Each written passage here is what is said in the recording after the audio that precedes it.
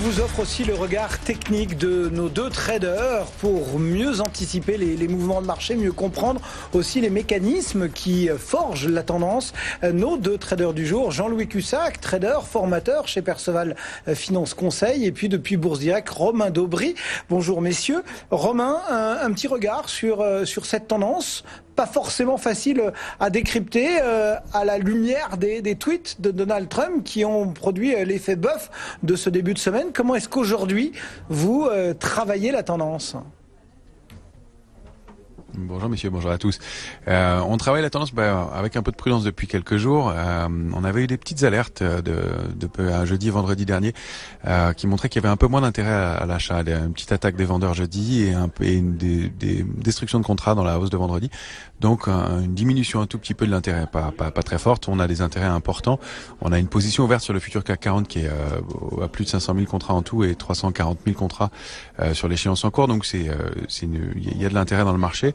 Marché plutôt solide. En plus, il y a de la couverture dans les portefeuilles, donc on n'avait pas d'inquiétude majeure. Ceci dit, ce qui s'est passé hier suite au trading de news, la nouvelle, c'était assez intéressant, c'est qu'on a rompu le canal haussier qui tenait depuis le 27 décembre dernier.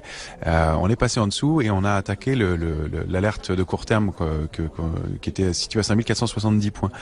Donc en faisant ça, on a vu que le marché avait été touché, il a été impacté. Maintenant, il n'a pas été, il s'est montré quand même très solide et le rebond qu'on a constaté dans la journée de plus de 60 points montre qu'il y a quand même de l'intérêt acheteur et que la structure du marché est toujours assez forte.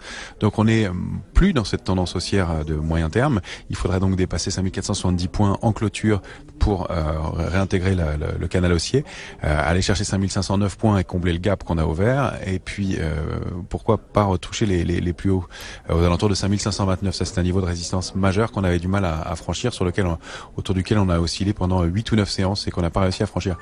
Derrière, on a des cibles haussières qui sont vraiment importantes aux alentours de 5612 points, 613 points.